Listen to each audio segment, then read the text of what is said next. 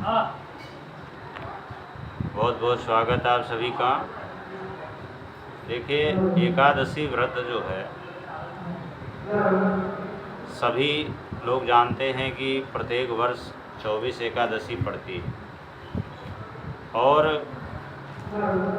जिस वर्ष मलमास का महीना होता है, जैसे इस बार श्रावण का महीना 2 था, यानी हिंदी मास जो है 13 महीने का होता है 12 महीने के बजाय, तो उस बार 26 एकादशी हो जाती है। तो एक एकादशी शुक्ल पक्ष में और एक एकादशी कृष्ण पक्ष में, 2 एकादशियाँ पड़ती हैं और प्रत्येक महीने की प्रत्येक एकादशी के अलग अलग नाम होते हैं और जैसा उनका नाम होता है नामानुरूप उस एकादशी के अंदर गुण भी पाए जाते हैं। तो वैसे तो बहुत सारी बातें एकादशी के परिप्रेक्ष्य में बताई जाती हैं कि एकादशी व्रत क्यों करना चाहिए और इसके करने से क्या लाभ होता है, कौन सी एकादशी को करने से कौन सी कामना विशेष की पूर्ति होती है और किस माह की किस पक्ष की एकादशी को किस नाम से संबोधित किया जाता है। बहुत सारी बातें हैं। एकादशी का तो वैसे प्रत्येक पुराण में, हमारे 18 पुराण में और सभी धर्मशास्त्रों में, धर्म ग्रंथों में एकादशी के महत्व का वर्णन मिलता है। तो हर पुराण ने अपनी अपनी तरफ से उसके महत्व के बारे में प्रकाश डाला कि भाई एकादशी का व्रत करने से ये लाभ मिलता है, इस एकादशी के व्रत करने से ये लाभ मिलता है। अब हम आपके सामने इस वीडियो के माध्यम से ये बताना चाहते हैं कि एकादशी महीने में 2 होती है, कृष्ण पक्ष की एकादशी होती है और एक शुक्ल पक्ष की एकादशी। तो नाम कोई भी हो, लेकिन उसके बावजूद में नामानुरूप तो उनका फल अपने आप में है ही है, लेकिन उसके अलावा भी जैसे कृष्ण पक्ष की एकादशी का व्रत करने से विशेष करके पितरों का आशीर्वाद प्राप्त होता है पितृपक्ष से, क्योंकि हमारे यहाँ दो पक्ष होते हैं, एक मातृपक्ष होता है, एक पितृपक्ष होता है।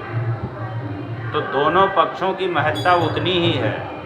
जब भी हम कभी पितरों से संबंधित कार्य करते हैं तो उसके साथ ही आवश्यक होता है कि हम अपने मातृपक्ष यानी नाना का भी पितृ संबंधी कार्य करते हैं। जैसे श्राद्ध में श्राद्ध करते हैं, पिंडदान इत्यादि करते हैं, कहीं तीर्थों में जा कर के तर्पण करते हैं, तो भी विशेष रूप से ये नियम है, ये कंडीशन है कि अगर हम मातृपक्ष का यानी द्वितीय गोत्र का तर्पण नहीं करेंगे या द्वितीय गोत्र को श्राद्ध का अन्न नहीं देंगे तो वो हमारा श्राद्ध परिपूर्ण नहीं होगा, क्योंकि बिना द्वितीय गोत्र के जो हम आए इस पृथ्वी पर जो रक्त संबंध होता है बिना द्वितीय गोत्र के संभव नहीं है।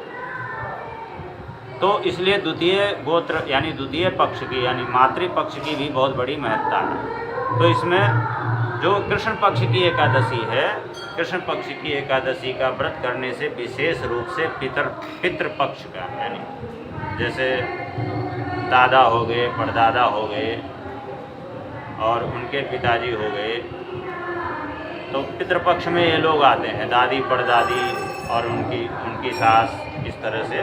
तो अगर कृष्ण पक्ष की एकादशी का व्रत किया जाए तो इन पितरों का आशीर्वाद प्राप्त होता है, खास करके पितृपक्ष के पितरों का, और वंश वृद्धि होती है। अगर किसी यहाँ संतान का अभाव है, संतान की कामना है, तो उसे कृष्ण पक्ष की एकादशी का व्रत अवश्य में ही करना चाहिए, कहने का तात्पर्य। इसी तरह शुक्ल पक्ष की एकादशी का व्रत जो किया जाता है उसमें मातृपक्ष के पितरों का यानी जैसे नाना परनाना वृद्ध परनाना, नानी परनानी वृद्ध परनानी, इन सब का मातृपक्ष का आशीर्वाद मिलता है।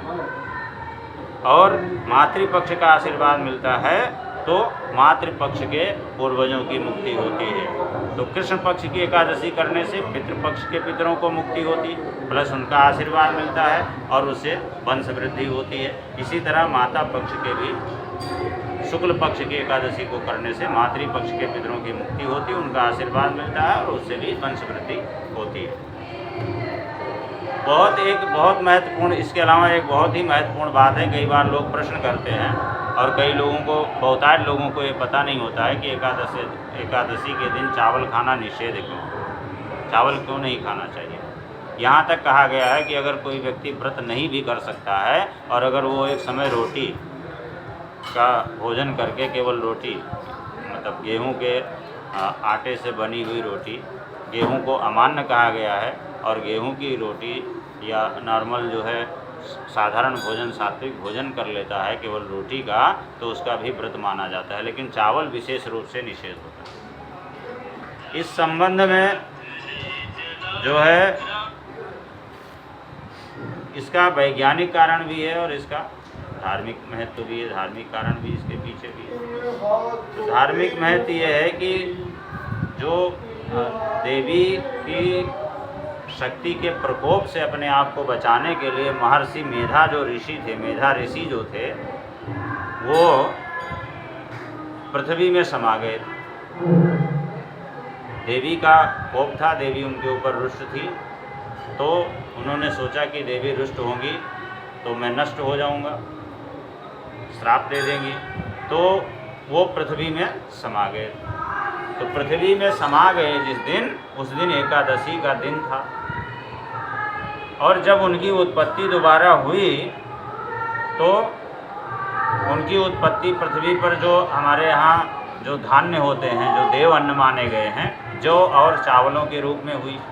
तो इसलिए अगर उस दिन चावल का भोजन किया जाता है तो वो मांस के बराबर, मांस के तुल्य होता है, इसलिए उस दिन चावल का भोजन, चावल का खाना विशेष रूप से निषेध होता है। दूसरा ये है कि वैज्ञानिक कारण जो है कि चावल में जल तत्व अधिक होता है और जल तत्व अधिक होता है तो स्वाभाविक बात है कि चंद्रमा को बल मिलता है और चंद्रमा ही मन को कंट्रोल करने वाला है, चंद्रमा मन को नियंत्रित करता है और अगर जल की अधिकता होती है तो मन जो है विचलित हो जाता है और जब मन विचलित हो जाता है, इंद्रियां विचलित हो जाएं, इंद्रियां वशीभूत ना रहें तो उस व्रत को करने से कोई लाभ नहीं होता है।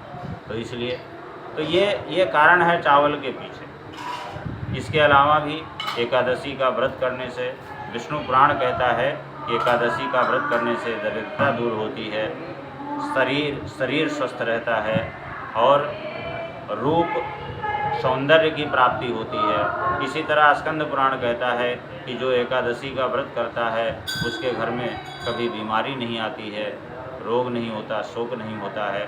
अलग अलग पुराणों की अलग अलग मान्यताएं हैं, बहुत बड़ी बड़ी बातें एकादशी के व्रत के संबंध में कही गई हैं। इस बार एकादशी का जो व्रत है वो 10 सितंबर को है निर्विवाद रूप से। उसी दिन स्मार्त का भी है, गृहस्थी का भी है और वैष्णव का भी व्रत एक ही दिन होगा सभी का, यानी एकादशी व्रतम सर्वेशाम, यानी सभी के लिए 10 तारीख को होगा, 10 सितंबर को होगा। और एकादशी का जो प्रारंभ है 9 सितंबर की रात लगभग 7:15 बजे के बाद प्रारंभ हो जाएगा और जो एकादशी समाप्त होगी 10 सितंबर की रात्रि में लगभग 9:30 बजे समाप्त होगी। और पारण जो है, पारण का विशेष ध्यान रखना चाहिए। जब भी मैं वीडियो के माध्यम से बताता हूँ पारण के लिए मैं विशेष जोर देता हूँ कि पारण के लिए एक निश्चित काल होता है, हरिवासर कहा जाता है उस समय को गणना करके उसको निकाला जाता है। तो पारण का विशेष ध्यान रखना चाहिए। अगर समय में पारण ना हो पाए तो एकादशी का व्रत निष्फल हो जाता है। और इसके अलावा पारण का जो इस बार समय है 11 सितंबर प्रातः 6 बजे से लेकर के और 8:30 के मध्य में बहुत उपयुक्त समय है। इसी समय पारण करना चाहिए। समय पर पारण करने से एकादशी का व्रत का फल सम्यक रूप से प्राप्त हो जाता है। बहुत बहुत धन्यवाद।